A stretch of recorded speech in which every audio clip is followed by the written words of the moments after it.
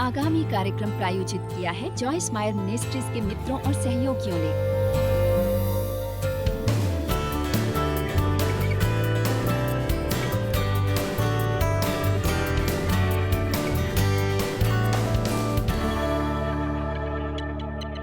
दो कुरिन्थियों 3:6 में प्रेरित पौलुस कहता है, ये वो है यानी यीशु जिसने हमें फिट बनाया, काबिल और काफी नई वाचा के सेवक होने के योग्य भी किया। मसीह के द्वारा उद्धार, शब्द के सेवक नहीं वरन आत्मा के, क्योंकि शब्द मारता है, व्यवस्था में लिखे नियम के मुताबिक, पर आत्मा जिलाता है। यदि हम ये सीख लें कि कैसे पवित्र आत्मा की अगुवाई पानी है अपने प्रतिदिन के जीवन में, उन हर बात में जो हम करते हैं, तब हर बात जो हम करेंगे वो जीवन में परिपूर्ण होगी। उस पर उसके लिए अपना अभिषेक होगा। जब किसी बात पर परमेश्वर की मान्यता होती है, ये उससे कहीं बेहतर है कि जब हम शारीरिक रूप से कुछ जबरन करने की कोशिश करते हैं, कुछ करने की कोशिश, क्योंकि आपके मन में कोई योजना थी और आप कोशिश कर रहे हैं कि इन सबको कारगर बनाया जाए। पवित्र आत्मा द्वारा अगुवाई पाना उन सब महान लाभों में से एक है, बजाय बस आपके उद्धार के और ये जानकर कि आपके पास क्षमा हुए, ये आप स्वर्ग जाएंगे और अनंत काल तक परमेश्वर के साथ रहेंगे। ये बहुत ही सौभाग्यपूर्ण है कि आप पवित्र आत्मा की अगुवाई पाएं। हर विश्वासी परमेश्वर द्वारा सुन सकता है, हर विश्वासी को सौभाग्य मिलता है पवित्र आत्मा की अगुवाई का। इसका मतलब यह है कि आपको इधर उधर भागने की जरूरत नहीं है और हर बार दूसरे लोगों से पूछने की कि इन परिस्थितियों में क्या करने की जरूरत है। परमेश्वर आपको दिखाएंगे कि आप क्या करें। पर क्या आप जानते हैं, हाँ, पवित्र आत्मा की अगुवाई पाने के लिए आपको थोड़ा आत्मविश्वास चाहिए और आपको थोड़ा साहस चाहिए और थोड़ी निडरता, क्योंकि कुछ समय के लिए थोड़ा भयानक लगता है जब तक कि आपको अनुभव नहीं मिल जाता। कई बातों के लिए कदम उठाना केवल एकमात्र सबूत है कि आप सही हैं या नहीं, जो आपको ये महसूस हो रहा है और जो आप यहाँ पढ़ रहे हैं। बेहतर होगा कि आप स्वर्ग में अपनी हॉटलाइन पर जाएं, परमेश्वर को डायल करें, क्या मैं परमेश्वर से बात कर सकता हूँ प्लीज।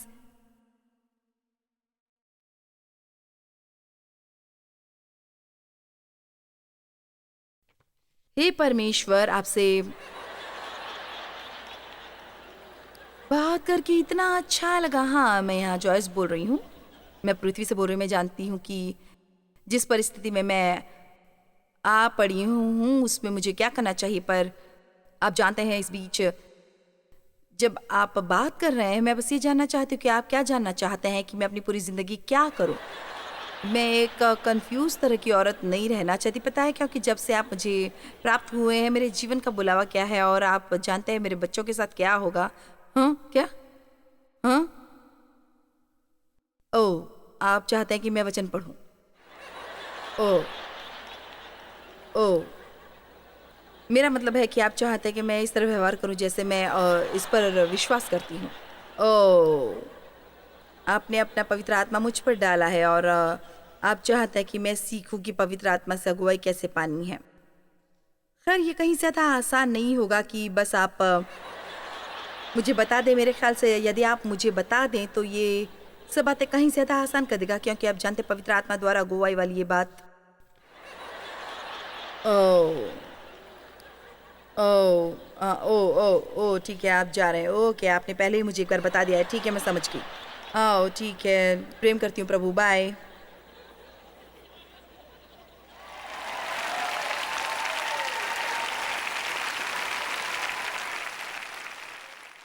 हर कोई ये जानना चाहता है कि परमेश्वर से कैसे सुन सकते हैं। ये बेहतर होता है प्रभु यदि हम स्वर की हॉटलाइन कर सकते और एक फ़ोन कर सकते। और कई बार मैं प्रभु से कहती हूँ, यदि बस आप आए और यहाँ बैठे बस 5 मिनट के लिए, तो मेरी पूरी डील यहाँ सुधर सकती है। पर जानता है, ये बहुत दिलचस्प है।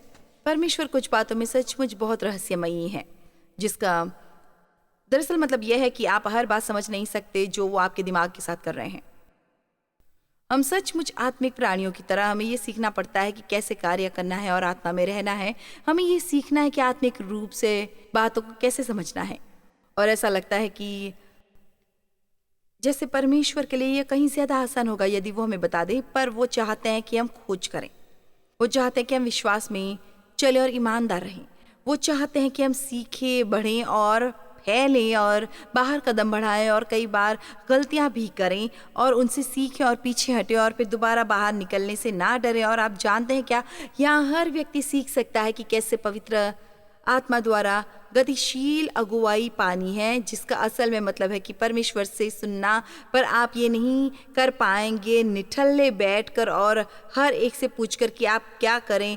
आपके जीवन में ऐसी ऐसी परिस्थिति है, आपको परमेश्वर के साथ बात करनी होगी। वचन को जाने, सीखे कि कैसे शांति में चलना है और आप पवित्र आत्मा द्वारा अगुवाई पा सकते हैं। पौलुस ने कहा कि अब ये हमारा काम है, नए वाचा के सेवक के रूप में अब लोगों को ये मत समझाओ कि पुरानी व्यवस्था के नियमों के द्वारा ये अगुवाई पाए। हम अभी भी नैतिक नियमों पर चलते हैं, ये अब हमारे हृदयों पर लिखा गया है।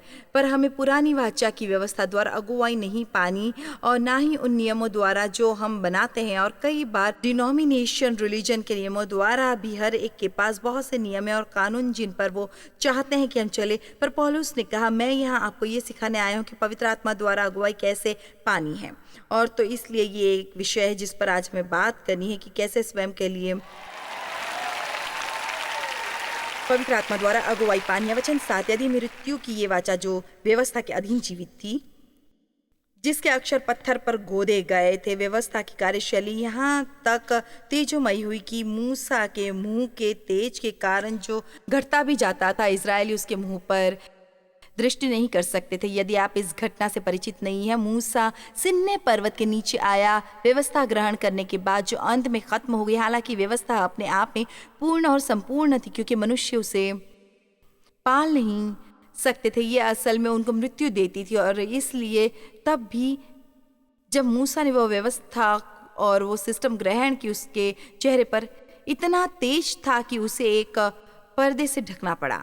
तो वो कह रहा है, यदि उस व्यवस्था ने उस तरह का तेज दिया, वचन 8, तो आत्मा की वाचा और भी तेजोमय क्यों न होगी। ये आत्मिक सेवकाई जो बनी है कि मनुष्य ग्रहण कर पाए और पवित्र आत्मा द्वारा कार्य निर्देशित हो, तो आत्मा की वाचा को और अधिक तेजोमय होना चाहिए। क्या आप जानते हैं, हमारे जीवन में हमें बहुत ही तेजोमय अवसर मिला है। ये कितनी सौभाग्य की बात है कि हम कह सके कि परमेश्वर का आत्मा मुझ में रहता है और मुझे ये हमेशा मालूम हो जाएगा कि हमें क्या करने की ज़रूरत है जब मुझे कुछ करने की ज़रूरत होगी, क्योंकि परमेश्वर मेरा नेतृत्व करते हैं और मेरा मार्गदर्शन करते हैं अपने वचन और आत्मा द्वारा। चलिए परमेश्वर के लिए स्तुति करें।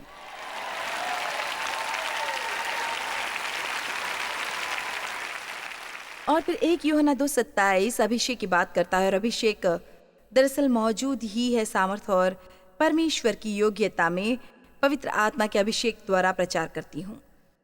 जो मैं कर रही हूँ उसके करने के लिए मेरे पास सही शिक्षा भी नहीं है, जो आज मेरे संदेश का भाग होने वाला है। ये सब मेरे दिमाग में नहीं है। अब मैं अध्ययन करती हूँ और मुझे महसूस होता है कि मेरे दिमाग में बहुत सी बातें भर गई हैं, पर मेरे मुंह से निकलते हुए एक तरह से ये अब उलझ जाता है यदि पवित्र आत्मा ऐसा करने से मेरा अभिषेक ना कर रहा हो तो। और क्योंकि ऐसा करने के लिए मुझे अभिषेक प्राप्त है, ये मेरे लिए कठिन नहीं है, ये मेरे लिए कठिन नहीं है, ये कठिन काम है पर मेरे लिए कठिन नहीं है। पर कई बार लोग मुझसे पूछते हैं, क्या तुम कभी नर्वस होती हो जब तुम इतनी बड़ी बड़ी भीड़ में आती हो? मैं असल में बिल्कुल भी नहीं होती, शुरुआत में होती थी, पर मैंने देखा कि कैसे परमेश्वर निकल कर आते हैं बार बार बार बार बार बार बार बार बार बार। मेंट रेडमैन को अभिषेक प्राप्त हुआ है एक गीत लेखक और एक वर्शिप लीडर के रूप में। क्रिस्टी को अभिषेक प्राप्त हुआ है एक गायक के रूप में। उसकी आवाज़ इतनी खूबसूरत है और वो ये वरदान मसीह की देह के लिए उपलब्ध करती है। और आप भी अभिषिक्त हैं।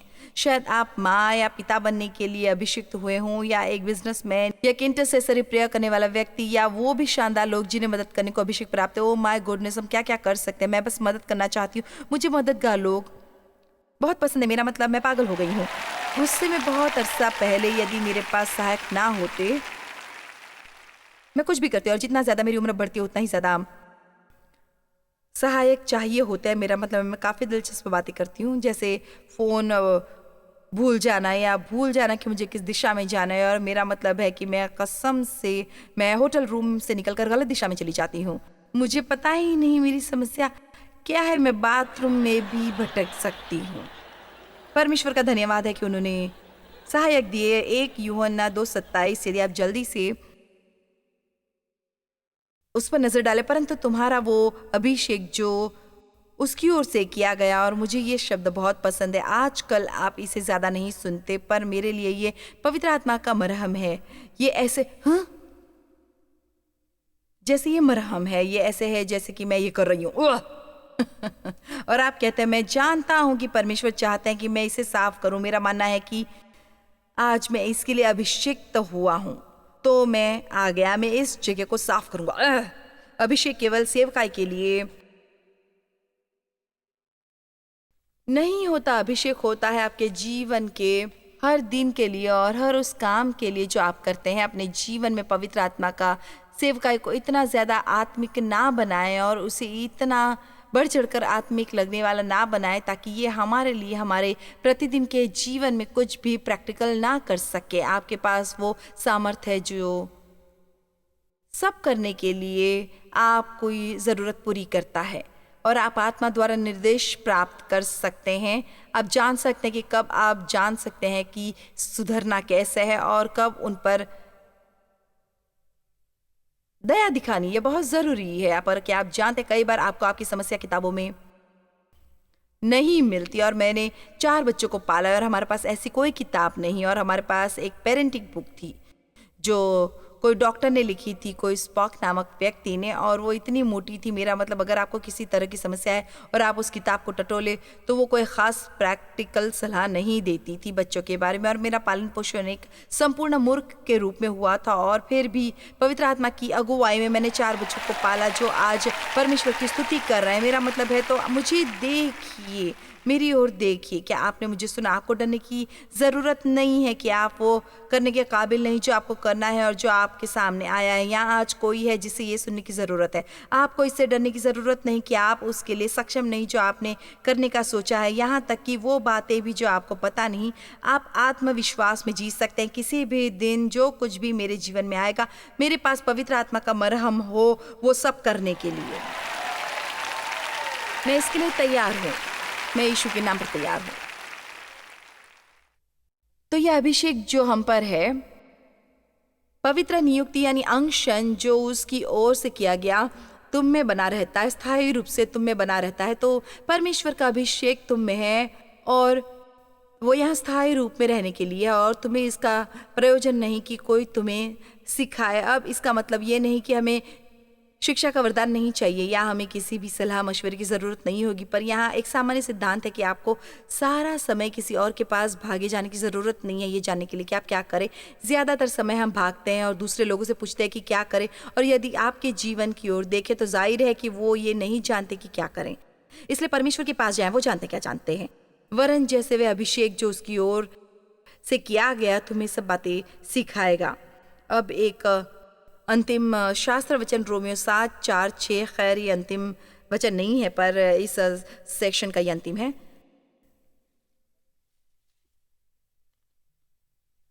मैं परमेश्वर द्वारा सुन सकता हूं, मैं पवित्र आत्मा द्वारा निर्देशित हूं। रोमियो 7:4 वैसे ही हैं। मेरे भाइयों, तुम भी मसीह के द्वारा व्यवस्था के लिए मरे हुए बन गए कि उससे दूसरे के हो जाओ जो मरे हुओं में से जी उठा, ताकि हम परमेश्वर के लिए फल लाए। अब इसका क्या मतलब है? सचमुच में वहाँ उपदेश देने की कोशिश नहीं कर रहे व्यवस्था और अनुग्रह के बीच। यदि आप व्यवस्था में जीने की कोशिश करें, यदि आप अपने जीवन के बहुत से नियम और कानून रखें, तो आप पवित्र आत्मा को सीधे बाहर निकाल देंगे और जल्दी ही वो बातें आपको मृत्यु की ओर ले जाने लगेंगी। और मेरे पास बहुत सी फनी और स्टोरीज है जो आपको सुना सकती हूँ। आज मैं अपने विषय पर ही बनी रहना चाहती हूँ। पर उस दिन किसी ने मेरे से उस ग्रुप में पूछा जो मैं प्रश्नों का जवाब दे रही थी, हर दिन तुम कितनी देर प्रार्थना करती हो और कितनी देर तुम आत्मा में प्रार्थना करती हो। और मुझे बहुत खुशी हुई कि उन्होंने प्रश्न पूछा, क्योंकि मैंने कहा मुझे पता नहीं। आप जानते मुझे क्यों नहीं पता? क्योंकि अब मैं और गिनती नहीं करती। नहीं, आप मुझे सुन नहीं रहे।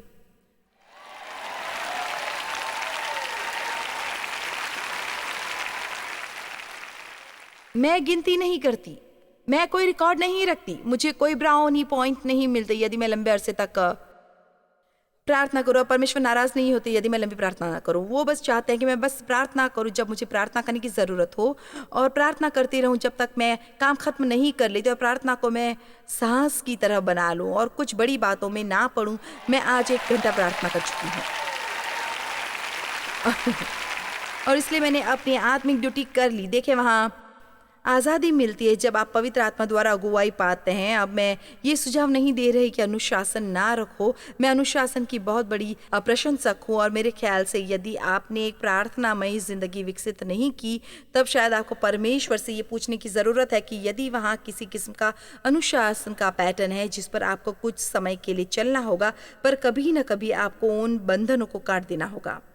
मैं पवित्र आत्मा द्वारा निर्देशित होंगी। एक बार एक औरत मेरे पास आई और उसने कहा, जॉयस, जिस किसी को मैं जानती हूँ वो सुबह तड़के जा रहा होता है चर्च की प्रेयर मीटिंग में, और उसने कहा कि मुझे नहीं लगता कि मुझे जाना चाहिए, और उसने कहा कि वो बस मुझे बुरा महसूस करा रहे हैं, और मैं बस आपसे पूछ रही हूँ कि मुझ में क्या खराबी है, मैं जाना नहीं चाहती। क्या कभी आपने कुछ ऐसा किया है जो आप नहीं करना चाहती और एक तरह से आपको बुरा महसूस कराए, क्योंकि आप वो थे जो ये नहीं करना चाहते थे? कितने इतने लीडर हैं जो अपने मुद्दे पर खड़े रहे और कहे, मैं भीड़ के पीछे नहीं जाऊंगा, मैं पवित्र आत्मा के पीछे जाऊंगी और मुझे इसकी सफाई देने की ज़रूरत नहीं, मुझे कुछ कारण बताने की ज़रूरत नहीं। और मैं यही आपसे मांग रही हूँ कि आप ऐसा करना बंद करें। शायद ये उनको खुश करे, पर यह आपको मृत्यु तक ले जाता है। ये आपको खाली और रिश्ता हुआ छोड़ देता है। तो उसने कहा, जॉस, मुझ में क्या खराबी है? और मैंने कहा, खैर शायद कुछ नहीं, शायद ये वो जगह नहीं जहाँ परमेश्वर चाहते हैं कि आप हों, शायद इसका तुम्हारे लिए कुछ तुक नहीं बनता हो, पर शायद वो चाहते हैं कि तुम कुछ और करो। उसने कहा, खैर अब जब तक कि मुझे ऐसा कह रही हो, जानते हो सचमुच में क्या करना पसंद करती हूँ? पता है मेरे हृदय में सचमुच क्या है? और आप देख सकते हैं कि उसने चेहरे पर रोशनी आ गई जब हम वो कर लेते हैं जो हमें करने की ज़रूरत है। तो एक रोशनी है जो हम पर आती है। परमेश्वर चाहते हैं कि मसीह की देह में हम ज़रूरत को पूरा करें। यदि हम एक पर दबाव डालें कि वो हमारी मर्जी का काम करे और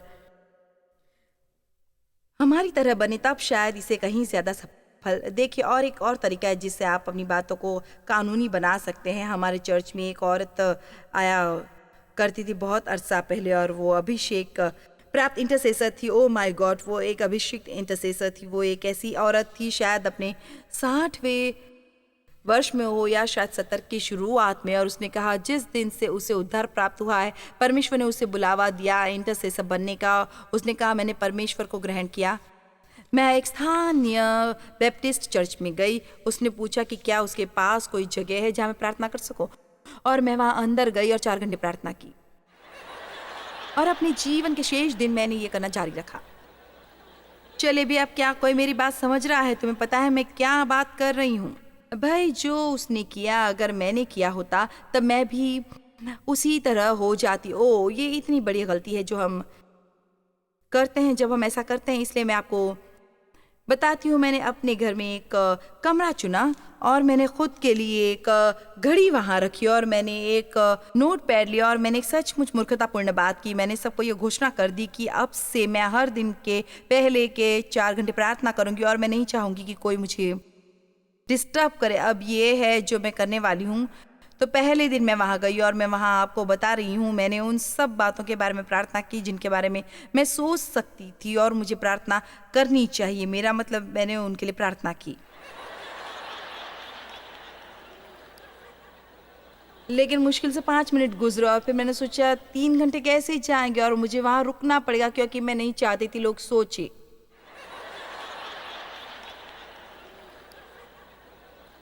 आप जानते हैं प्रभु,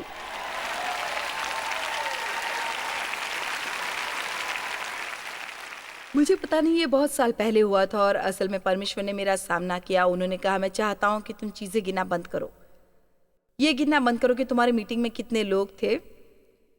ये गिनना बंद करो कि तुमने कितने पत्र लिखे, तुम कितनी देर प्रार्थना करती हो और कितने अध्ययन पढ़ती हो। तुम ये खुद को इम्प्रेस करने के लिए भी कर रही हो, और मुझे ये बिल्कुल भी पसंद नहीं।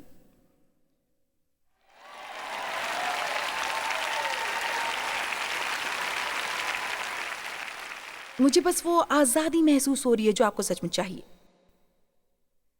एक बार आज़ाद होने के बाद हमें उस आज़ादी में अड़िग खड़े रहना पड़ेगा, क्योंकि मैं आपको बता रही हूँ कि ये कानूनी दुष्ट आत्मा, ये कानूनी शैतान, वो धार्मिक चीज़ जो हम सब पर लटकी रहती है, वो हमेशा इसकी कोशिश करते रहते हैं कि नियमों का पालन ना करना सुरक्षित नहीं है, तुम्हें नियमों का पालन करना होता है। खैर, हमारे पास एक नया नियम है, हमारे पास एक नई व्यवस्था है, और ये व्यवस्था है प्रेम की। जब तक मैं प्रेम में चल रही हूँ तो मैं शायद ज़्यादा संकट में ना पड़ूँ। ये सबसे ऊंची व्यवस्था है। और हमें एक नया नियम मिला है, ये कहलाता है पवित्र आत्मा का पूर्वाभास और पवित्र आत्मा की अगुवाई पर चलना। पर जस्ट मुझे नहीं पता ये कैसे करते। क्या तुम जल्दी ही सीख जाओगे? तुम बाहर जाओ, ओ ये काम नहीं करेगा, या ओ मेरे ख्याल से मैं फिर से ट्राई करके देखती हूँ।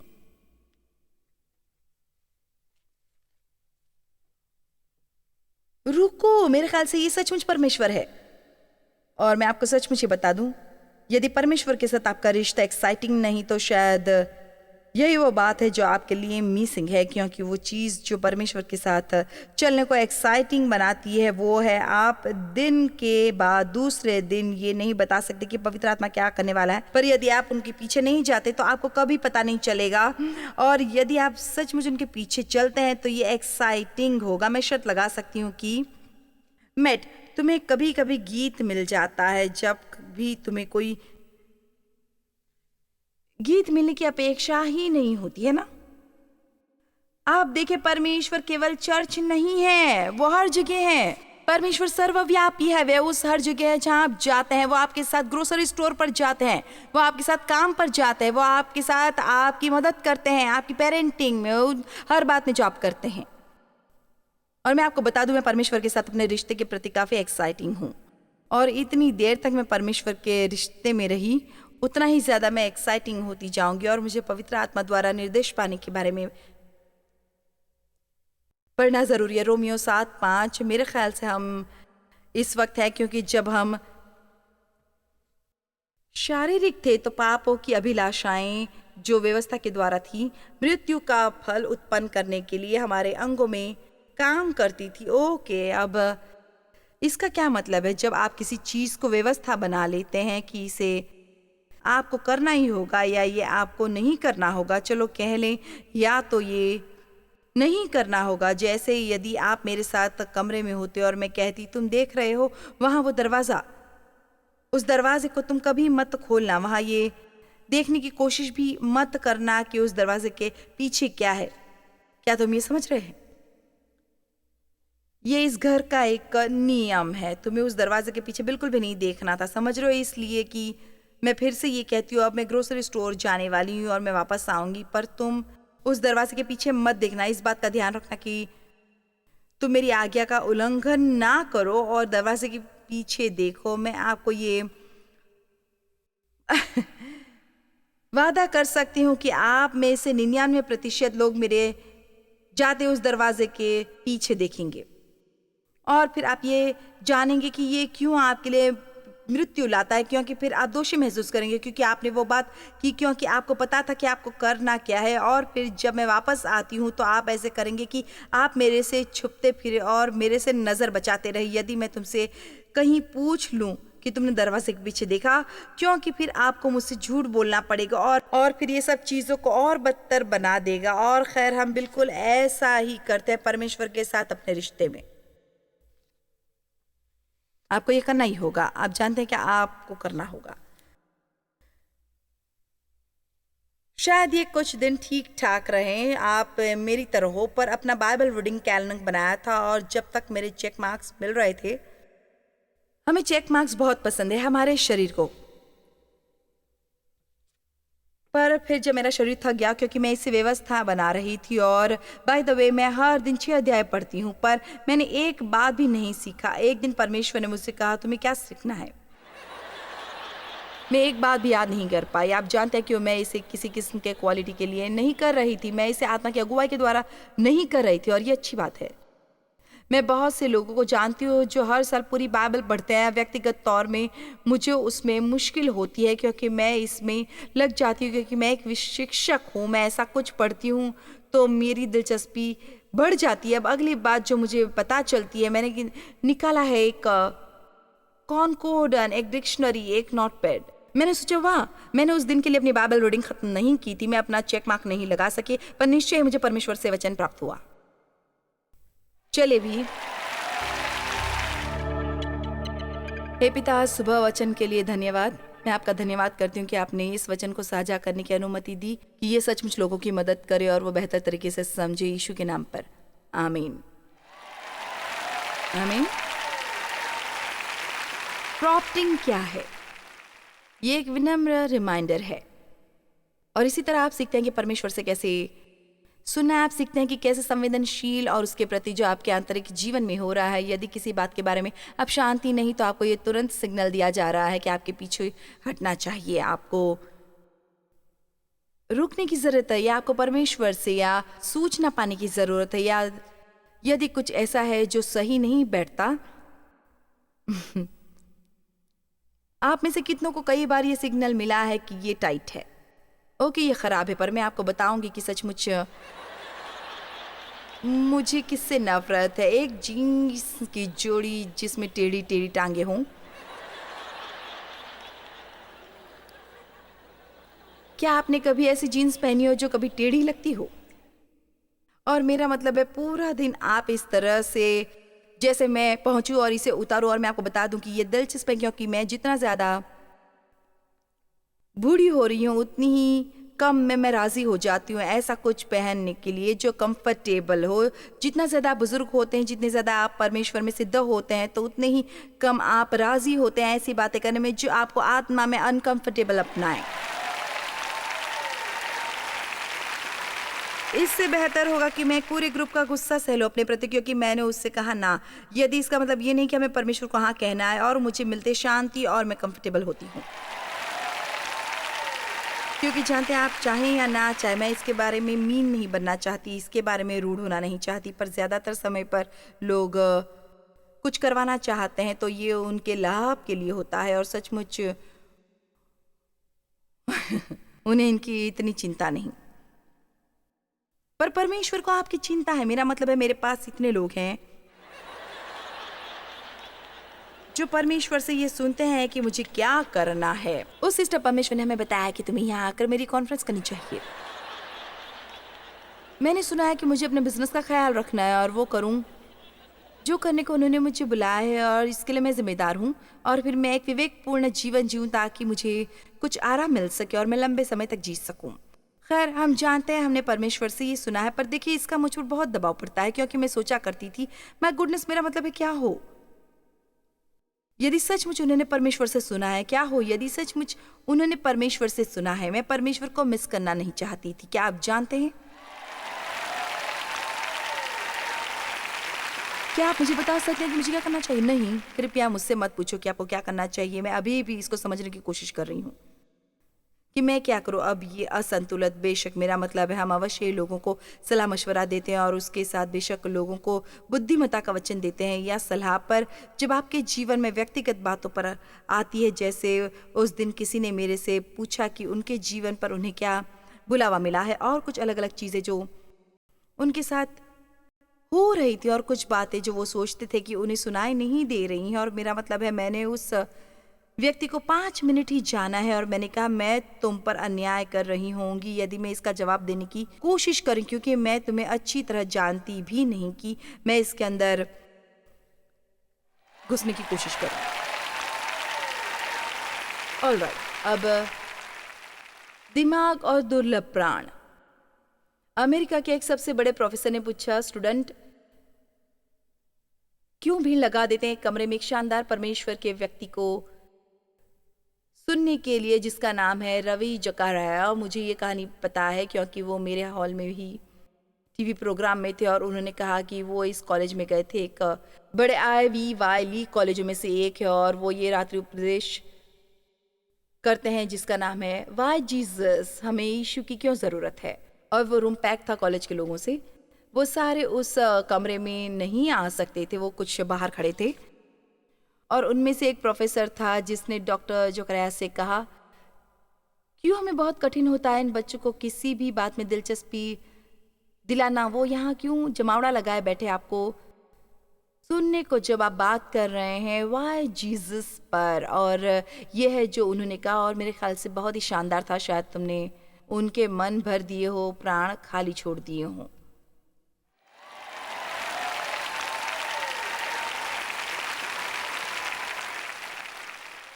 एक हर दिमाग ऐसा व्यक्ति माना जाता है जो ये सोचता है कि उसके पास बहुत ज्यादा ज्ञान है, और फिर उनके लिए ये अभिमान का मुद्दा बन जाता है, और अक्सर उन्हें ये सोचने पर मजबूर करता है कि वो दूसरों से बेहतर है। और आत्मिक अभिमान सबसे बदतर अभिमान होता है जो शायद हम रखे हुए हो। मैं इस किताब को समझती हूँ और तुम मुझे कुछ बताने की कोशिश मत करो। ये एक बुरा रवैया है जब कभी भी हम ये सोचते हैं कि हमारे पास सीखने के लिए और कुछ नहीं बचा, और हमें उस पर ध्यान देने की भी ज़रूरत नहीं जो कोई और कहता है, जो हम खुद अच्छी तरह जानते हैं। तो नो इट ऑल वाले व्यक्ति से ज़्यादा खतरनाक और कोई व्यक्ति नहीं है। कोई जो ये सोचता है कि वो सब कुछ जानता है, वो कभी गलत नहीं होते। वे नहीं कह सकते कि मैं गलत था, वे नहीं सुन सकते, वो स्वयं को विनम्र नहीं कर सकते। ये ना केवल एक समस्या है, पर यह खतरनाक समस्या है। आप स्वयं को ऐसी स्थिति में ला रहे हैं जहाँ आपको सिखाया नहीं जा सकता। यदि आप ऐसा करते हैं तो, और ये बहुत ही खतरनाक स्थान है जहाँ आप हो सकते हैं। आमीन। ज्ञान के खोज होनी चाहिए, पर किस तरह के ज्ञान के पीछे हमें लगना चाहिए। खैर, इफिसियो 1:17-19 में मैं बस आपके लिए उन्हें कोट करूंगी बजाय इस पूरे पर नजर डालने के।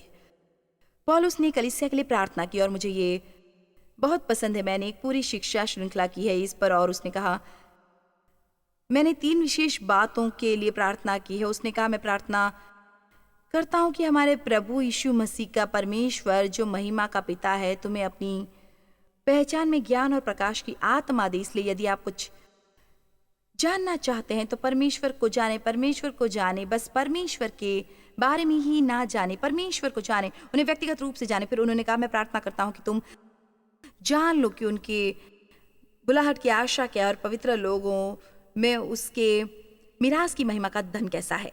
आज सुबह मैं इसके बारे में सोच रही थी। मिरास का मतलब है कुछ बस आपको दे दिया गया है, ये आपको विरासत दी गई है। क्या हमें कोई भी आइडिया है कि हमें क्या हासिल है परमेश्वर के अनुग्रह और एहसास द्वारा, जिसके हम योग्य नहीं। हमारे पास क्षमा है अनंत काल के लिए, हमारे परमेश्वर के साथ धर्मी स्थिति, हमें शांति है, आनंद है, हमारे अंदर पवित्र आत्मा रहता है जो हमारी अगुवाई और मार्गदर्शन करता है। और मेरा मतलब है मैं बोलती रह सकती हूँ, मैं बोलती रह सकती हूँ। और पौलुस ने कहा तुम्हें अपनी मिरास को जानने की ज़रूरत है। देखिए, आप हर किस्म का दिमागी ज्ञान पा सकते हैं, पर यदि आप परमेश्वर को नहीं जानते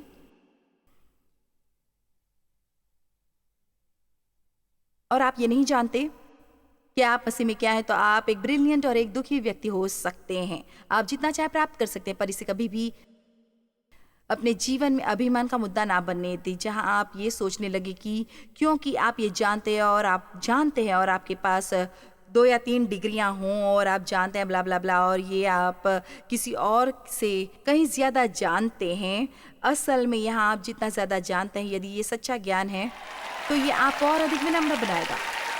और फिर तीसरी बात जो उसने कही, जो हमें जाननी चाहिए कि हम उस सामर्थ्य को जाने जो हमें हासिल है यीशु मसीह के रूप में। तो कुछ बातें हैं जो हम यहाँ जानना चाहते हैं, बहुत सी बातें हैं जो हम जानना चाहते हैं। मैं डॉक्यूमेंट्री और उस तरह की चीज़ें देखना पसंद करती हूँ जो मुझे कुछ सिखाती है। मैं एनिमल किंगडम के बारे में डॉक्यूमेंट्री देखना पसंद करती हूँ, क्योंकि ये बस मैं इतना आश्चर्यचकित हूँ कि कैसे परमेश्वर सबको एक साथ खड़ा रखे, और वो अलग अलग बातें जो उन्होंने की है। हमारे अंदर कुछ ऐसा है जो बढ़ना चाहता है और सीखना चाहता है, पर हमें ये सुनिश्चित करने की ज़रूरत है कि हम ऐसा कुछ सीख रहे हैं जो बाद में चलकर हमारी मदद करेगा और हमारे लिए कुछ अच्छा करेगा। 1 कुरिन्थियों 8:1-2।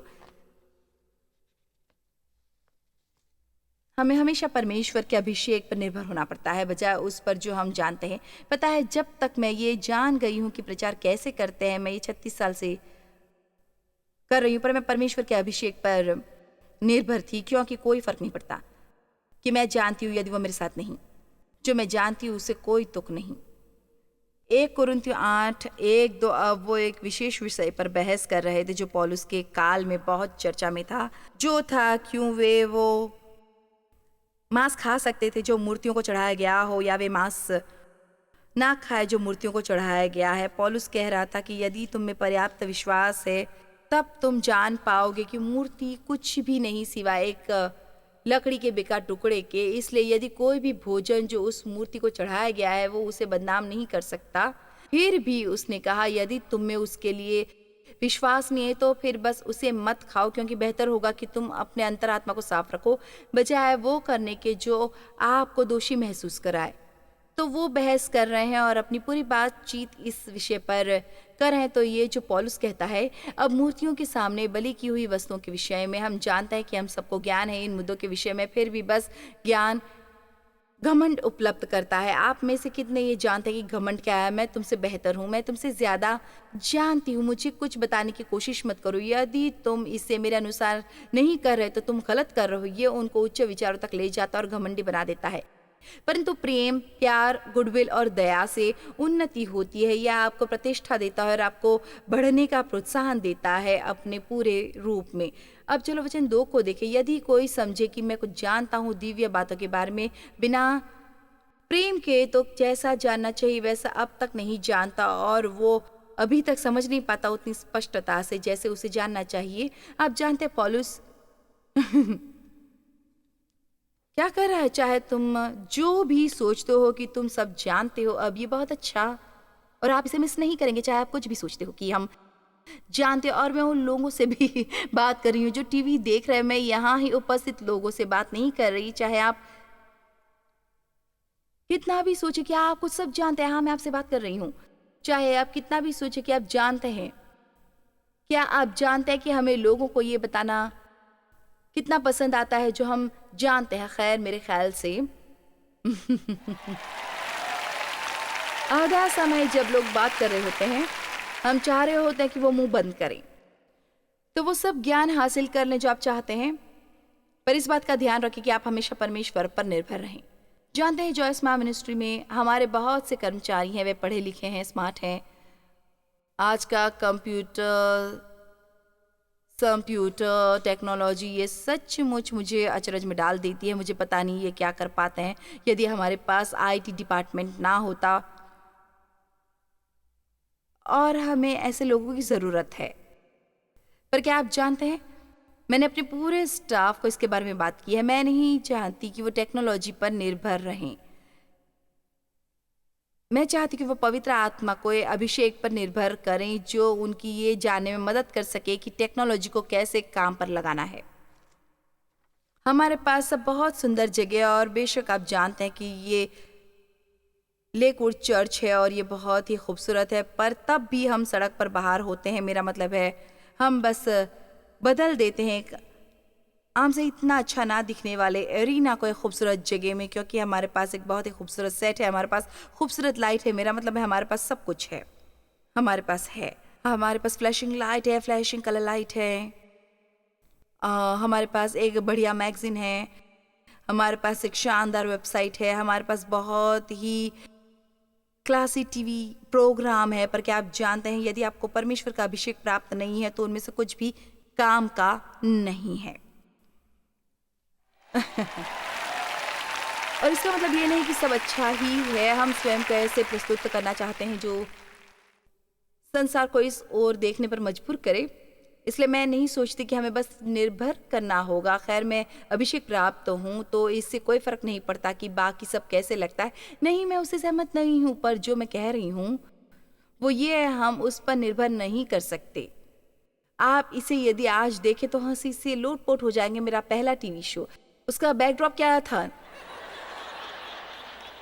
नीला शावा कर्टन। हमारे पास एक कैमरा था, मुझे नहीं पता कैसा कैमरा था। मेरा मतलब है हमने उसे रॉड और पॉल पर रखा था और वो लटक रहा था, घूम रहा था। हमारे पास एक कैमरा था और हम एक कैमरे में होते जिसकी बहुत ही नीची सीलिंग थी और कहीं कहीं सीलिंग टाइल्स नीचे गिर रही थी। और हमारे पास ये वायर पोल था और उसके पीछे हमने ये नीला पर्दा टांगा था और ये 2 पीस वाला पर्दा था और वो बीच में जुदा हो जाता तो हमें उसे पेपर क्लिप से उसे एक साथ जोड़ना पड़ता या किसी और चीज़ से। और मुझे याद है मैं किस पर उपदेश दे रही थी, और जब हम टेलीविज़न पर आए तो हमारे पहले प्रोग्राम में से एक था। और आप जानते हैं क्या, उस दिन हमें 125 फ़ोन कॉल्स मिले और मैंने सोचा था मर गई हूँ और मैं स्वर्ग चली जाऊँगी, और मैं चिंतित थी कि लाइट, बैकग्राउंड या किसी और चीज़ के बारे में, और उन्होंने हमें फ़ोन किया और हम टीवी पर थे।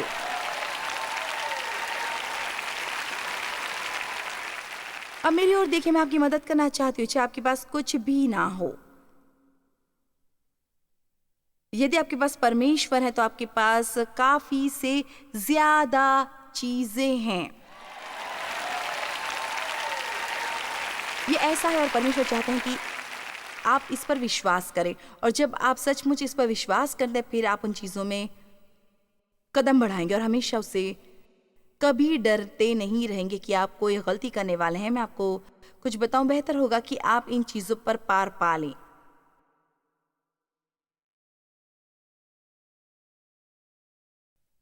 व्यस्त।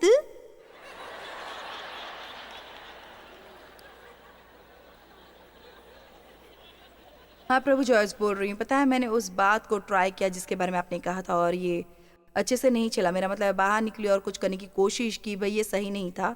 ओह, अच्छा, ये सबके साथ होता है? हाँ, सबके साथ, बेशक तुम्हारे साथ। हाँ, मैं जानती हूँ। तुम ओह ठीक है, तो इसका कुछ हिस्सा मैंने सही किया। ठीक है, कोई बात नहीं। और ओके, तो आप चाहते हैं कि मैं उसे फिर से ट्राई करूं, पर इस बारे में मेरे दिमाग को ओ ओ ओ ठीक है ठीक है ठीक है, मैं समझ गई। Okay bye. चलिए, कोई जानता मैं किसकी बात कर रही हूँ?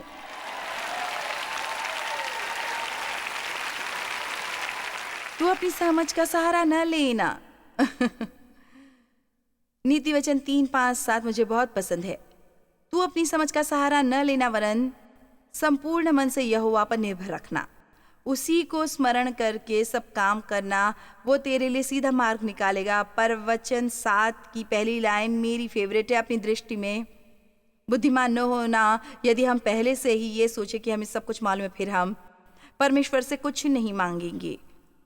चलो, खर दिमाग और दुर्लभ प्राण ना रखे। परमेश्वर चाहते हैं कि आपका तंदुरुस्त प्राण हो, और मेरे पास वचन दर वचन जो बात करते हैं, ये कितना शानदार होता है। भजन संहिता 106:9। तब उसने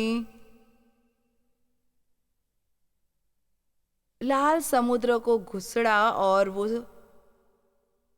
सूख गया, और वो उसे उन्हें गहरे जल के बीच से मानो जंगल में से निकाल ले गया। उसमें उन्हें बैरी के हाथ से उबारा और शत्रु के हाथ से छुड़ा लिया, और उनके शत्रु जल में डूब गए, उनमें से एक भी ना बचा। ये कितनी बढ़िया विजयी थी। तब उन्होंने इज़राइल में उनके वचनों का विश्वास किया, उन पर भरोसा करके, उन पर विश्वास करके और उनकी स्तुति गाने लगे। परंतु वो झट उसके कामों को भूल गए। हम कितनी बार अक्सर ऐसा करते हैं और उसकी युक्ति के लिए न ठहरे कि वो विकसित हो उनके बारे में। जब हम इंतज़ार नहीं करते कि हमारे विषय में परमेश्वर की योजना विकसित हो, तो हम उसमें पड़ जाते हैं, जिसके बारे में हम कल रात बात करते। शरीर के कार्य करने के बजाय परमेश्वर के कार्य करने के हम ये देखने का इंतज़ार नहीं करते कि परमेश्वर क्या करते हैं, और फिर वो करते हैं जो वो कहते हैं। हम अपनी मर्जी कर रहे हैं, ये अपेक्षा करते हुए कि परमेश्वर उसे आशीष देंगे और उसे कारगर बनाएंगे। और उन्होंने जंगल के अति लालसा की और निर्जन स्थान में परमेश्वर की परीक्षा की। अपनी लगातार इच्छाएं व्यक्त करते हुए मुझे ये बहुत पसंद है। तब उसने उन्हें मुंह मांगा वर तो दिया, परंतु उनके प्राण को सुखा दिया। उसके पास स्वस्थ प्राण नहीं था, उनके दुर्लभ प्राण थे। आप जानते हैं क्यों? क्योंकि उन्होंने सोचा था कि वो कोई चीज़ चाहते थे और उसे मांगते रहे और मांगते रहे, जब तक कि अंत में परमेश्वर ने अंत में उन्हें ये नहीं दे दी। और उसे पाने के बाद उन्होंने ये महसूस किया कि ये वो चीज़ नहीं जो उन्हें चाहिए थी। क्या यहाँ कोई है जिसे बस धकेला गया और हेर फेर की गई, उलझाया गया और मजबूर किया गया जब तक कि आपको वो मिल नहीं गया जो आप चाहते थे एक शारीरिक तरीके से? क्या परमेश्वर ने नहीं दिया था? आपने वो पाया जो आप चाहते थे। और उसे पाने के बाद आपने सोचा भाई काश मैंने परमेश्वर की बात सुनी होती, तो अंत में आपको क्या मिला? मैं रूढ़ होने की कोशिश नहीं कर रही, हमें चाहिए हमें चाहिए हमें चाहिए। पर आप जानते भजन संहिता 17:15 में लिखा है, चलो इसे ऊपर दिखाए और इसकी ओर देखे, ये बहुत सुंदर है। भजन संहिता 17:15, परंतु मैं तो धर्मी होकर तेरे मुख का दर्शन करूंगा, सही सही पर न्याय और तुम्हारे साथ सही खड़े होना। जब मैं जागूंगा, जब मैं स्वयं को पाऊंगा, तब तेरे स्वरूप से संतुष्ट होऊंगा और तुम्हारे साथ में स्वीट कम्युनियन लूंगा। पता है क्या होता है? जब आपके पास स्वस्थ प्राण हो, आप पूरी तरह संतुष्ट रहते हैं, आप तृप्त होते हैं, और ये उनके कारण है जो आपके अंदर है, उसके कारण नहीं जो आप करते हैं और स्वाभाविक रूप से आपके पास नहीं है, ये उसके कारण है जो आपको चाहिए, जो अंदर है, आपके स्वस्थ प्राण हैं। अब मैं कुछ शास्त्र वचन पढ़ूंगी। भजन संहिता 63:5, मेरा जीव मानो चर्बी और चिकने भोजन से तृप्त होगा और मैं जय जयकार करके तेरी स्तुति करूंगा। पता है जब किसी व्यक्ति का चर्बी वाला प्राण होता है तो आप सुन सकते हैं कि उसके मुंह से निकलता है, क्योंकि वो सारा समय बड़बड़ाते और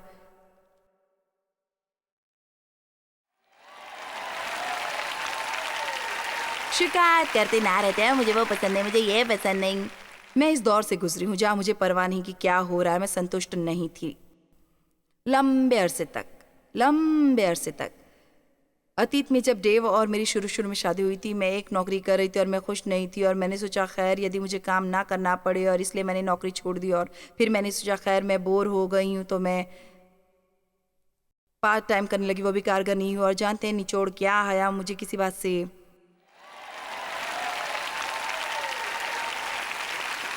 आप अभी भी समझने की कोशिश कर रहे होंगे चर्बी वाली बात को। आप अपना पैसा क्यों खर्चते हैं? यशाया 55:2, जो भोजन वस्तु नहीं है उसके लिए तुम क्यों रुपया लगाते हो, और जिससे पेट नहीं भरता उसके लिए क्यों परिश्रम करते हो? मेरी ओर मन लगाकर सुनो, तब उत्तम वस्तुएं खाने पाओगे और चिकनी चिकनी वस्तुएं खाकर संतुष्ट हो जाओगे। आपको भरपूर आत्मिक आनंद मिलेगा। मैं शायद आपसे कहूँ ओके, मैंने बाहर वहाँ शिक्षाओं की एक श्रृंखला रखी है जिसमें सीडी और डीवीडीज और एक किताब और वर्कबुक, और आपको पता है ये $45 की है या कुछ और।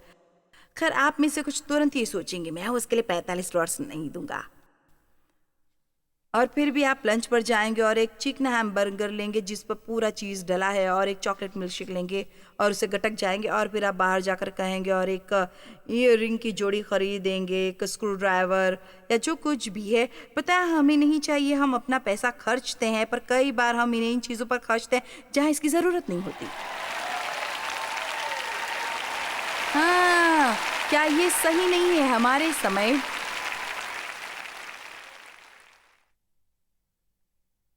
हम अपने समय क्या करते थे? कई बार हम बस अपना समय व्यर्थ गवाते थे। यदि हम इसे किसी ऐसे में डालें जो कुछ ज्यादा फल लाए, तो अपने लिए ये कार्य करो, अपनी देखभाल करो, अपने जीवन को सेलिब्रेट करो, पर इस बात का ध्यान रखो कि आप दूसरों के लिए भी चीजें करो, क्योंकि आप जानते हैं कि क्या होता है जब आप दूसरों को खुश करते हो, आपको एक चर्बी युक्त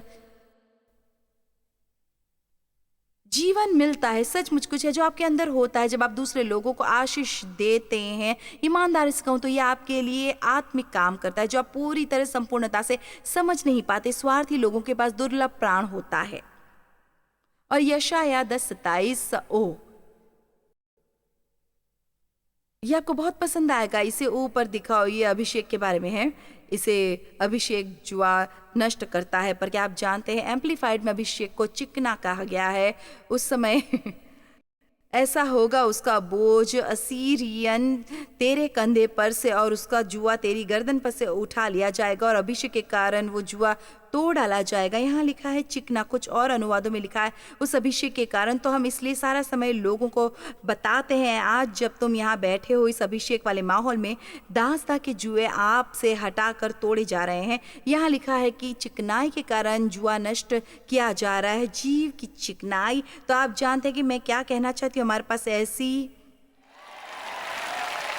स्वस्थ प्राण होने चाहिए ताकि शैतान गुलाम ना बना सके जो इसके इर्द गिर्द फिट होगी। उसके पास ऐसा कुछ नहीं जो हमारे गिर्द वो डाल सके। यदि आपके जीवन में कई तरह की जंजीरें हैं और आप अपने प्राणों को और मोटा मोटा करते जाते हैं परमेश्वर के वचन द्वारा और परमेश्वर की उपस्थिति द्वारा, तो वो बातें करते हुए जो परमेश्वर चाहते हैं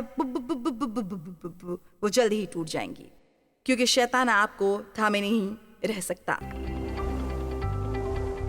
आप जानते हैं आपका मन अक्सर आपको परमेश्वर की बातों से दूर ले जाता है, इसलिए हमें उनसे ये मांगने की ज़रूरत है कि पवित्र आत्मा की अगुवाई पाने में हमारी मदद करें, बजाय उस हर विचार की अगुवाई के जो हमारे दिमाग में आता है। हमें इस पर फोकस करना है कि हम अपने प्राणों को परिपूर्ण करें, बजाय उस हर विचार के प्रेरित हो जो हम सोचते हैं।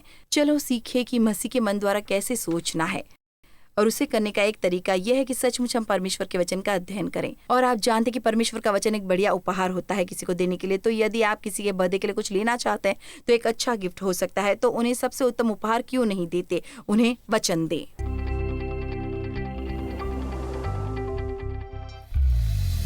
जॉयस मायर मिनिस्ट्रीज में आप हमारे लिए बहुत ही कीमती हैं, जितना कि आप जानते हैं। हम आपकी सराहना करते हैं और इस सेविकाई को दुनिया भर में संभव बनाने के लिए हम अपने दोस्तों और सहभागियों को धन्यवाद देते हैं। हम साथ मिलकर भूखों को खाना खिलाते हैं, गरीबों को कपड़े देते हैं और कई देशों में सुसमाचार बांटते हैं। अपना प्रार्थना निवेदन भेजने के लिए कृपया आज ही संपर्क कीजिए। हमारे स्रोतों के बारे में और भी जानिए।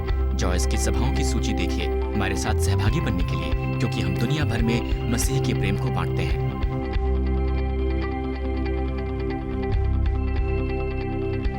इसका खर्च उठाया है जॉयस मायर मिनिस्ट्रीज के मित्रों और सहयोगियों ने।